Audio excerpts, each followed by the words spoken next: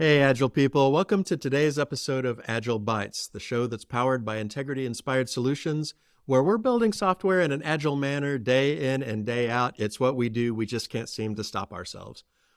Today, I want to talk about a topic that came up on LinkedIn recently, and several people were involved in this discussion, so I hope it's interesting to a larger audience. Before I get into the actual issue, I do want to address something about different issues that come up in the Agile community in general. If you've been in this very long and you do things like read blogs or you're participating in discussions on LinkedIn or even just talking with colleagues, one of the things that you will run into at some point or another, if you haven't already, is some form of false dichotomy. And what I mean by that is somebody, usually coming from a bad experience where maybe they experienced one side of the dichotomy that really burned them, kind of just goes whole hog like, that's not important. This other thing is important, as if it's a zero-sum game where we should all stop paying attention to this thing over here and start paying attention to this thing over here. And the thing that makes these false dichotomies attractive is a lot of times what they're recommending that we pay attention to is a good thing. We should be paying attention to the thing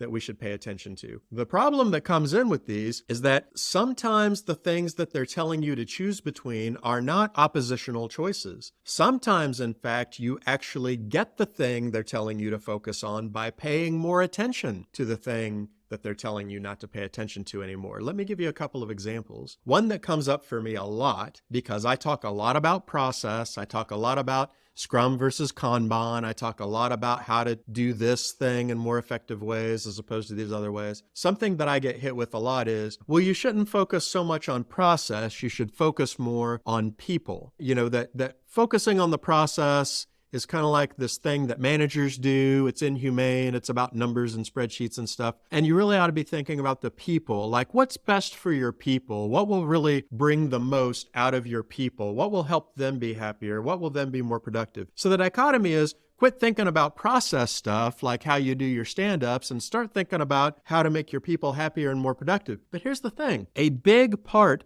of people's happiness and effectiveness comes from the way we make them do things. It comes from the way that they are doing their work. Deming once said that a bad system is going to beat a good person the overwhelming majority of the time. So you can take somebody who's a great worker, who's a great team player, who's very happy, who has all these great characteristics, but you put them in a bad process and they're going to underperform, they're going to be miserable, they're going to be angry and frustrated. If I really want to maximize that person's happiness and their effectiveness in their role, I don't want to stop paying attention to process. By changing the process, I can make great strides in improving their happiness and improving their effectiveness. And I got to tell you, on a personal note, that's a big reason why I do what I do. It's not because I'm interested in people's bottom lines per se. I'm interested in software development being more humane. That's the reason that integrity-inspired solutions exist to begin with. And a big part of the way that we make that experience more joyful and more humane is,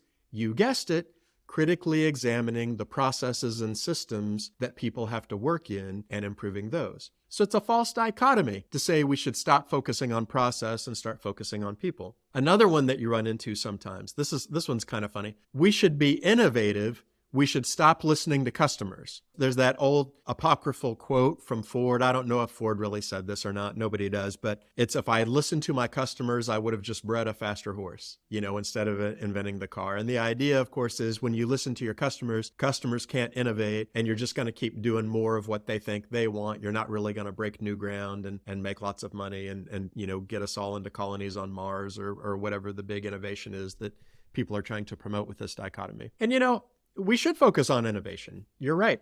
And sometimes customers are not the most innovative group. Sometimes they are thinking about what's available to them right now. They don't have that vision to see forward into the future the way some of us might, or the way people who are more in touch with product development might. Those things are true, but it's not an either-or situation. It's not like we should be innovative, so who cares what our customers say? If you're innovating and you're not listening to your customers, you're going to innovate yourself right into a bankruptcy claim. We still need our customers' feedback to validate even as we innovate, to make sure that we are moving in a direction of more value value, making their lives better, and not just coming up with all kinds of crazy ideas. Ideas aren't valuable just because they're innovative. They're valuable because they provide value to somebody. So as we innovate, we still need to focus on our customers. We still need their feedback and their input in what we're doing. It's not an either or. So recently on LinkedIn, I told you I'd get around to this eventually. Recently on LinkedIn, there was a discussion where a fairly prominent Agile coach and practitioner said, we need to stop focusing on efficiency. We need to start focusing on delivering value, talking about software teams. Now, of course, obviously, this is starting to hit me where I live, right? Because a lot of the things that I bring to the table for software teams are how to increase their efficiency. And for someone fairly prominent to say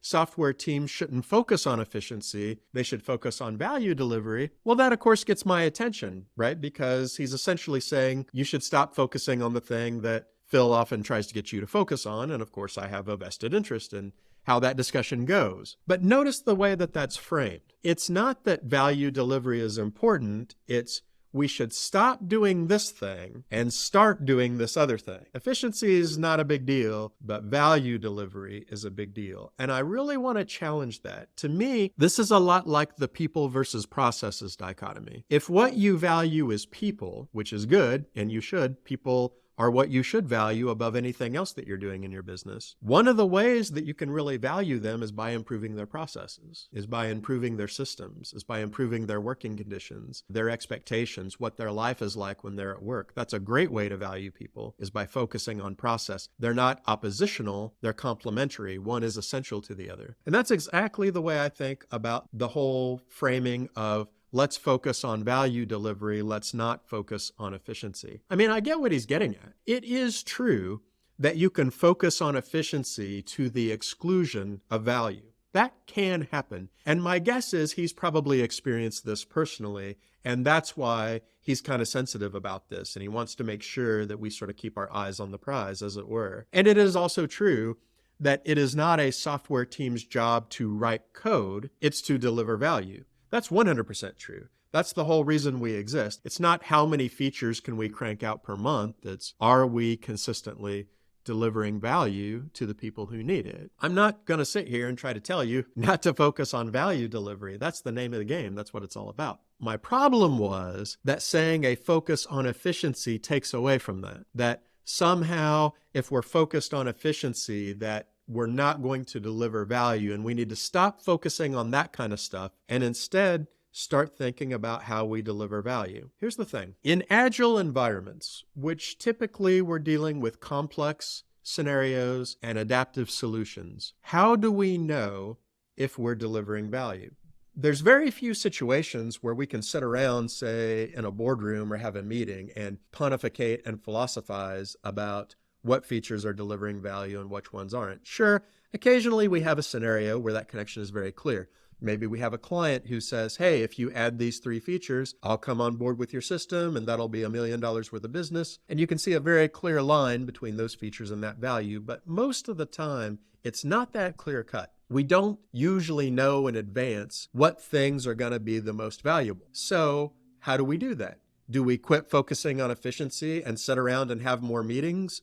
Do we roll more dice? Do we throw more darts? You know, what do we have to do to focus on value that we're not doing already? Well, I would argue that in most agile environments, the way that we confirm that we're delivering value is to get something in front of somebody and let them tell us. That's the vast majority of how we determine if we're delivering value or not. I tell my developers all the time, I mean, it's almost a joke. I say the real requirements don't come out until we demo, because when people see something, when it's in front of them, now all of a sudden they're like, oh yeah, I don't need it to work that way. I need it to work this way. Or yeah, this is good, but you left out something that I thought was really important. Or yeah, you're getting done what I needed to get done, but this UX, it's a disaster. I hate using this. This is not fun to use. This is not joyful to use. Well, by getting something in front of somebody and getting their feedback, that's how I know I'm on the road to delivering value. It's empirical. I put a little thing out there. I take a little bit of a risk. You give me feedback on that, and that lets me know if I'm going in the right direction or not. So if I'm really agile and I'm really about delivering value, as that's what I care about the most, which we should, then increasing my efficiency is one of the best things I can do. Because if I can deliver faster, if I can deliver more efficiently, then that means I can get something in front of you faster, which means I can get your feedback faster, which means I can get more and more valuable things to you faster. So you see, it's not about this as opposed to the other thing. It's if I want to value, then what I really want to do is increase my efficiency. Think about it like this. Let's say I've got team A and they're working on a feature and it takes them 2 weeks to complete that feature. And they get it in front of the customer and the customer's like, no, I mean, this is kind of getting in the right direction, but this needs a lot of work before it's valuable to me. So after those 2 weeks, they go back to the drawing board and they start work again. Now imagine team B. The exact same thing happens. The only difference is that team B got their feature done in 1 week instead of 2 weeks. So the only thing that's changed is the delivery rate between these two scenarios. What's the difference? The difference is that team B only invested a week's worth of time and money in this experiment. And we got the feedback a week earlier than team A. And we could use that next week then to adapt, restructure that feature, redeliver. So in that same 2-week period, we might have figured out what was wrong and given you a valuable feature, whereas team A is still kind of reeling from this news. The only thing that's different between these two teams is that one delivered faster than the other. I would maintain that increasing your efficiency and increasing your ability to deliver quickly is intrinsic to valuing value. It's intrinsic to valuing value delivery. In fact, I don't see how you could say that you valued delivering value and then turn around and say, we need to quit emphasizing efficiency. How else are you supposed to deliver value in an agile environment? There's nothing that tells you what value is until your customer tells you what value is, the vast majority of the time in environments like this. So these two things are very closely tied together. And of course, if we have a solid mechanism for validating what's valuable and what isn't, and so we have a good system for prioritizing our features, of kicking features out, modifying features, adapting to feedback, if that's going really smoothly, then obviously the faster we can deliver things, the more value we're going to deliver. If we are already on track to build the right things, then the faster we can do that, the better. You get more value in a month out of a team that delivers more in a month. So again, I want to return to this idea that when you are focusing on efficiency and delivery, when you're looking at things like continuous integration and continuous in deployment, when you're looking at things like your wait times between the different stages of your Kanban board, when you're looking at your cycle time, when you're looking at where your constraint is, all the things that we talk about on this podcast, all of that is oriented to delivering more value to more people more quickly and tightening up that feedback loop to make sure you stay on track. So if you are like me and you are the lone voice of reason in your office, that's not true. I'm not the lone voice of reason in my office. Sometimes it's fun to pretend that. But if you're in your office and you're championing greater efficiency, don't let someone tell you that you're not valuing what's important. Yes, it is true that you can make efficiency an idle and just build a bunch of stuff nobody cares about super fast. That is possible. That can happen. And of course, we want to avoid that. Building the wrong thing faster is not helpful. However, in an agile environment, deciding what's valuable very much depends on your ability to get things in front of people as fast as you can and adapt to those changes as fast as you can. So don't feel bad about focusing on efficiency, because the more efficient you can make your teams, the more closely aligned you become to delivering more value to your customers. Thanks, everyone, for listening to Agile Bites. Agile does sometimes bite, but we don't think it always has to.